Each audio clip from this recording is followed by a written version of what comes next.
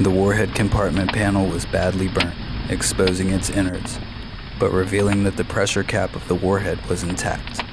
Firefighters doused the innards with water, which created a large amount of runoff. This probably enabled the melting plutonium to migrate instead of coalesce into a cohesive pile.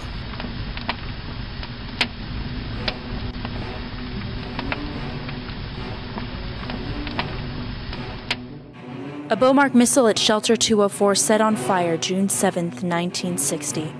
This was the largest amount of leftover radioactive residual material ever recorded from any United States accidents, excluding gaseous emissions. The public reacted with worry, ranging from severe headlines such as "The Day a Nuclear-Tipped Missile Caught Fire" to "Nuclear Nightmare, Almost." Even the Soviet Union at that time reacted to the accident, telling exaggerated stories and calling it an atomic explosion. Congress, the Environmental Protection Agency, local townships, and concerned citizens commented at public hearings back in 1991, with statements for and against restricted access and addressing the public concern for a full decontamination. The organizations looked to the Air Force for guarantees of environmental remediation and restoration.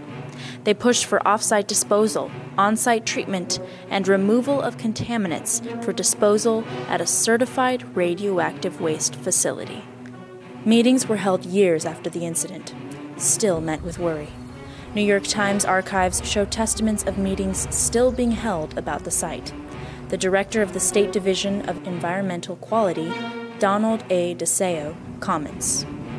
What I hear at the meeting imply far more than a mild fire, and the incident might well have involved the burning of the entire warhead. What happened exactly? Why did this accident happen? How was it taken care of? And is it safe now? Airman First Class Briana Cespedes, reporting with Joint Base McGuire-Dix-Lakehurst, Public Affairs. First, we start with the history of the missiles. BOMARC, Boeing Michigan Aeronautical Research Center, was a combined effort by Boeing and the Research Center to create a nuclear missile that would defend against the threats of that day. Well, it was activated in January 1959, and they had the 46th Air Defense Missile Squadron stationed there.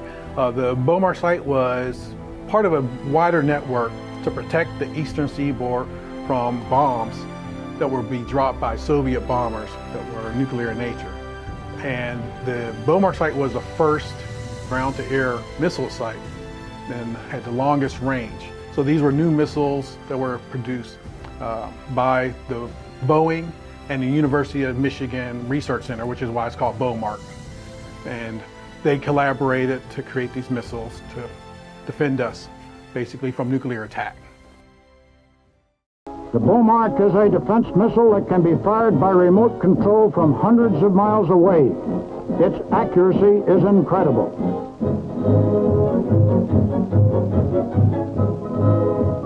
The BOMARC climbs skyward from its launcher.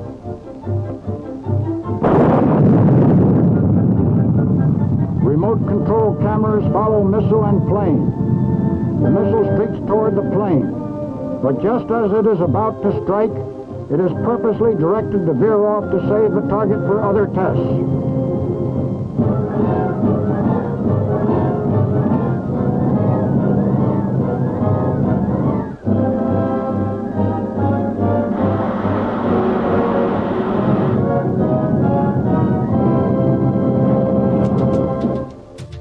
The missiles were pretty big. They were 45 feet long. They had a circumference of about 35 inches and a wingspan of a little over 18 feet. And they were housed in kind of shelters that would launch them out. They could go at Mach 2.5, and they had a range of about 250 miles.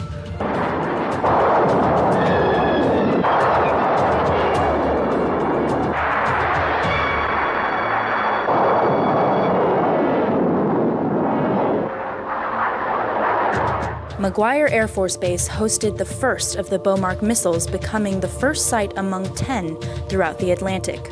It was started in 1959 and lasted till 1972, when the last of the BOMARC sites were closed down. The 46th Air Defense Missile Squadron was in charge of maintaining and preparing the missiles and site.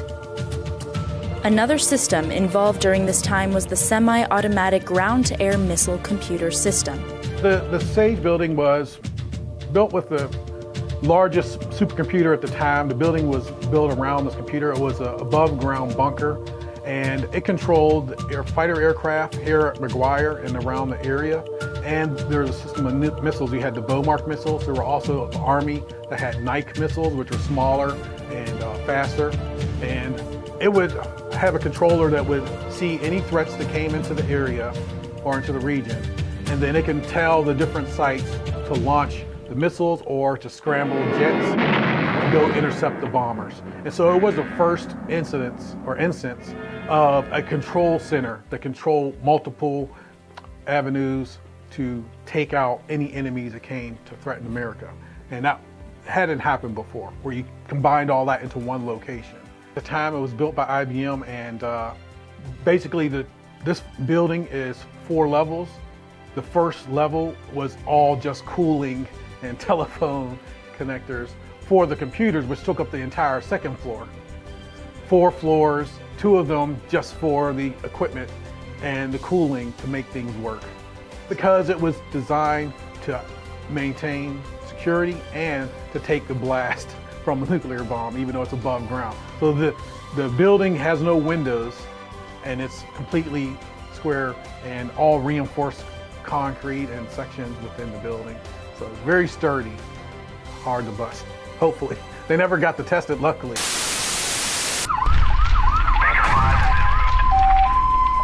These radio calls were a reaction to the rupture that occurred in Shelter 204 on the BOMARC site, June 7, 1960, at approximately 3 p.m.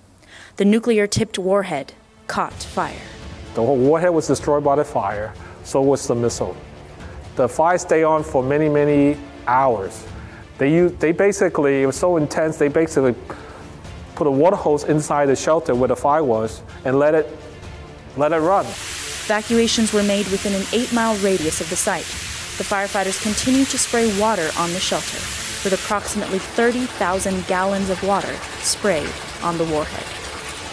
Damages included the entire warhead melted, the missile burned, and the shelter destroyed. The water went down the drainage on the site and extended to just outside the gate.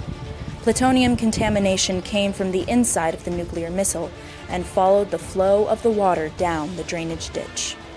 The missile was believed to catch fire because of the helium tank rupturing from within. A small explosion inside of the missile led to the liquid fuel catching fire. The warhead melted and did not erupt, as it was designed to. You gotta have certain elements before you can create a nuclear detonation. The fire itself melted the nuclear warhead. It did not create a nuclear reaction. They knew there was a plutonium contamination.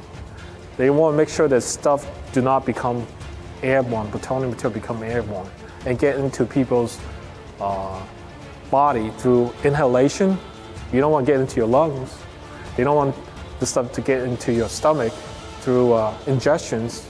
They don't want people to expose to plutonium through cuts, like, into your bloodstream through cuts and wounds. So, because this stuff, plutonium gives off radiation, So they don't want, once it gets into your body, that radiation will emit for many, continuously, it won't stop. Plutonium is a silvery white radioactive metal produced when uranium absorbs 2 atomic particles and nuclear decay. Alpha particles can only travel short distances and cannot go through layers, such as skin. Gamma radiation can travel the farthest and can penetrate the skin. However, gamma radiation is very minimal from plutonium. Thus, only harmful health effects can happen from breathing or swallowing the plutonium, not being physically near it. The first response after the accident was to cover up the asphalt apron and floor of Shelter 204 with a coating of fixative paint and a 4 to 6 inch layer of concrete.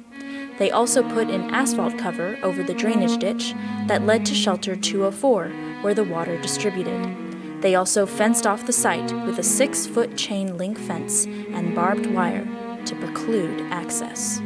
They said, we got to do something to keep this facility up and running, because you cannot have people running around with contamination on the road surface and also inside the shelter. How could we do that? Let's use paint first. But paint would do that as a temporary measure.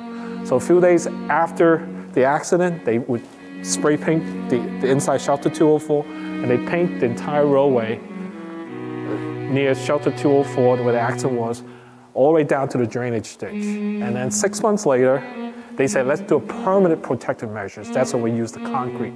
They were thorough. After they put those layers in, they would have kind of like annual inspections to ensure that those layers were intact and they were still effective. This protective measure were effective, preventing this stuff from becoming airborne. Site contamination radiological surveys were conducted frequently after the accident by several different agencies around the BOMARC site, adding up to 21 separate occasions between 1960 and 1987. Water sampling was also conducted in the 1980s, early 1990s, and in 2000 to test for groundwater contamination. In 1980s, Department of Energy spent time to figure it out and release that information, saying that no more than 300 grams of plutonium was left on site. With the threat of ingestion, however, the surveys and site characterizations showed a high enough contamination level in the soil to be a threat to human health. The Air Force then made a record of decision to clean the site to a condition that would allow people to establish residence in the middle of the site and not be affected. The approach for determining the cleanup level was developed with the New Jersey Department of Environmental Protection and Energy and the U.S. Environmental Protection Agency. It was 8 picocuries per gram, that's for plutonium. So that's the cleanup standard. We will clean up to 8 picocuries per gram. We're standing here in Shelter 206.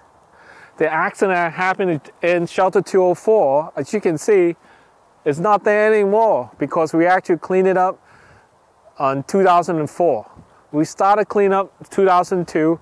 Took us 2 years to clean up the site by removing the burnt out shelter, Shelter 204, by removing all the contaminated soil, and we took 2 years for us to do that. And by moving the soil inside a drainage ditch, which is only like 2 shelters away from Shelter 204, there's a drainage ditch. We also remove the contaminant in this drainage ditch. All that add up to 22,000 cubic yards of material. Took us 2 years to do it.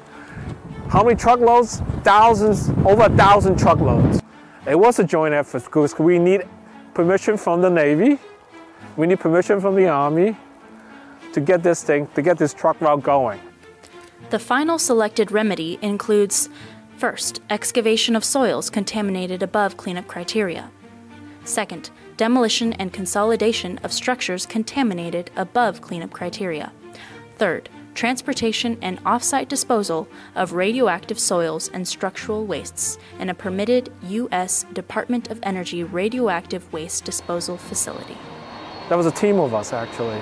As AMC Air Mobility Command, they were the ones who actually provide funding to keep this project going. I was the guy who actually provide logistic support at the base level. So we have a person make sure the funding kept coming. We have Army guys watching day-to-day operation. We have the Air Force guy come make sure we meet the technical requirements. And then 2 years effort, we got it done. It was a lot of work. 2 years, a lot of work. But we had a team of good people who were committed to do the work. State of New Jersey Department of Environmental Protection. They also analyzed the same sample to make sure that sample is clean. It's safe. The BOMARC site on McGuire has been an object of controversy and attention, dating all the way back to when it started in 1959, to when it closed down in 1972. The U.S. military had to respond thoroughly and publicly in order to preserve the environment, continue the mission, and stay accountable to the citizens of New Jersey. Currently, the site only makes Mother Nature's noises as it sits among the trees, gated and locked. Future plans could include renewing the site for another use or historically preserving it. For now, though, besides the sporadic manholes and rust from the buildings, it lays safe.